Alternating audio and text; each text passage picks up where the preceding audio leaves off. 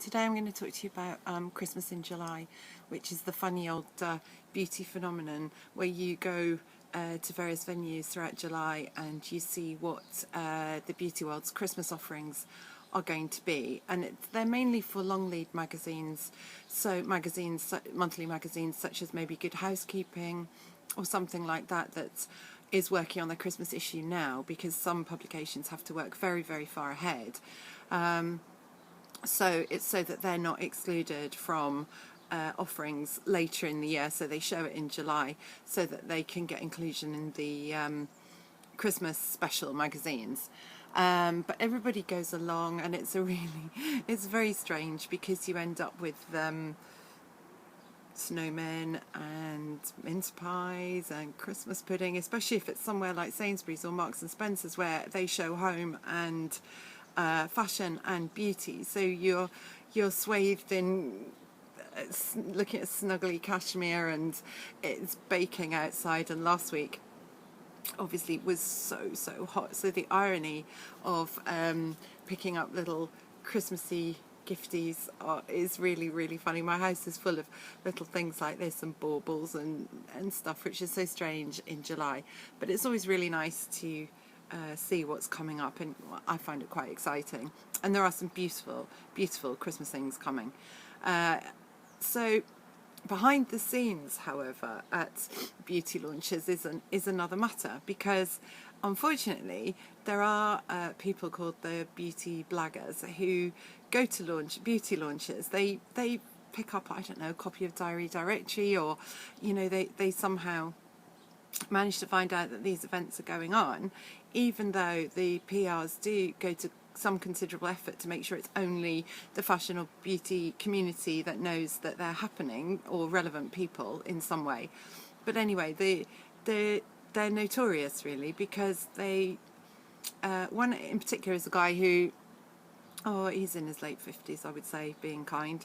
But he sticks out like a sore thumb, and he comes in with a lanyard around his neck that looks all official, and sometimes a camera as well, so that he looks like he's meant to be there. But he's never terribly interested in the latest lip glosses or that kind of thing. What he is interested in, though, is asking straight away for alcohol, champagne if they have it, and very often launches are obviously to a budget, and champagne's not really on offer, but they keep some back maybe just in case. And of course then, because they don't want a big fuss at their launch or anybody creating a scene, because actually he's not alone, there are others. These people are very much prepared to make a scene.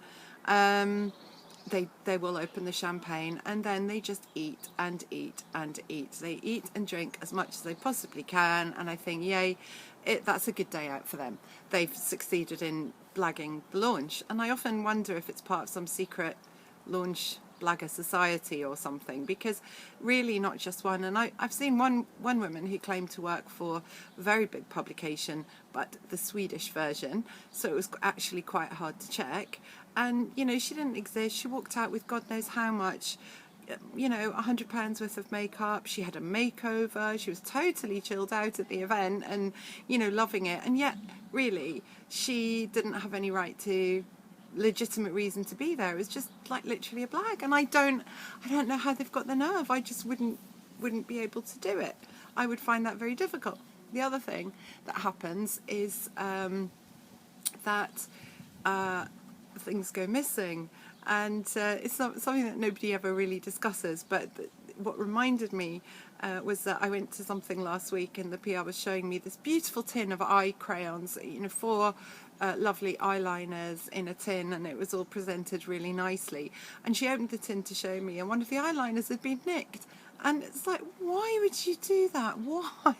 Just don't understand it. So that was their little display ruined, and I really felt quite sorry for them. But if you ever go to a Jo Malone event, well, they put the most beautiful things, hand washers in the lids and hand creams and soaps and everything. The whole lot goes. Nothing stays. They'll sort of decorate with candles or whatever, and by the end of the day, they're gone. They can't keep them in to save their lives. Anyway, that's just a little behind the scenes at the beauty launch. And I might say that PRs have got quite savvy to who they are, particularly the man that I was mentioning. and they gave him, they emptied out a goodie bag and kept one specially to one side for him with literally just a toothbrush in it. Oh my God, he was so angry.